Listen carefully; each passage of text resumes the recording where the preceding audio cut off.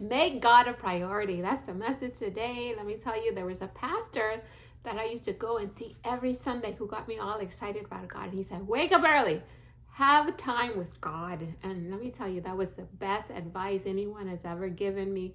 Those appointments with God has led my life on such a beautiful path where I've learned his voice. As a verse in the Bible says, my sheep know my voice. And once you learn God's voice, let me tell you, he's in your life. He's available to you to guide you, to be your partner so that you're never alone. And just looking back at some of the decisions that I've made, looking back, I can see God's hand. Like even for me to start going to that church, there was a neighbor who always invited me to this church, and I never went until a family member came to stay with us for just 1 week. And let me tell you, it was such an awful experience that after that, even the police had to come to escort her out of our house.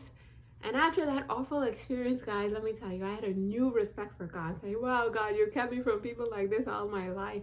But that was God's way of getting me to go to that church. And I ended up meeting this pastor who got me on this relationship with God, knowing that he is with me in every moment. Like he made it seem like God was so real.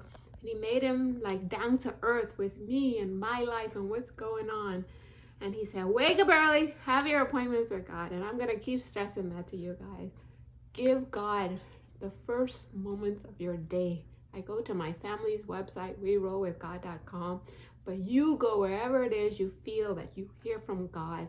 Listen to anything spiritual or read anything, wherever you think you're going to hear from God, guys. And I promise you, if you give God the first part of your day, just spending time with him, you're going to start learning his voice.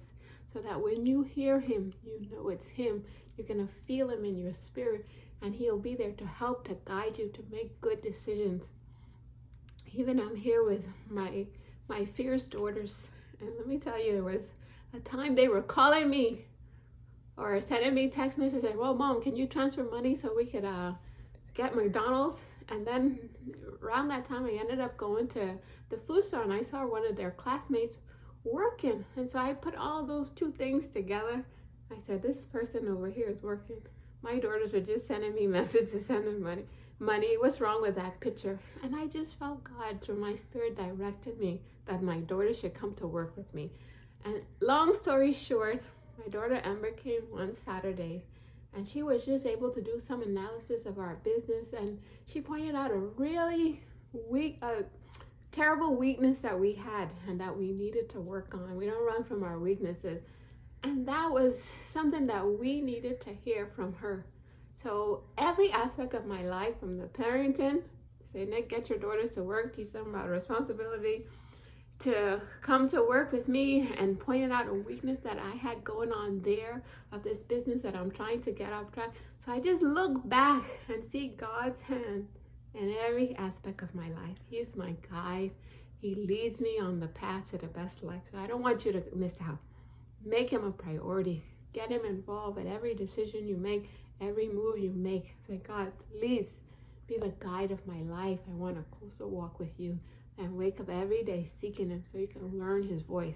And when he tells you, get your daughters to work, you know it's him. So, best life with God, guys.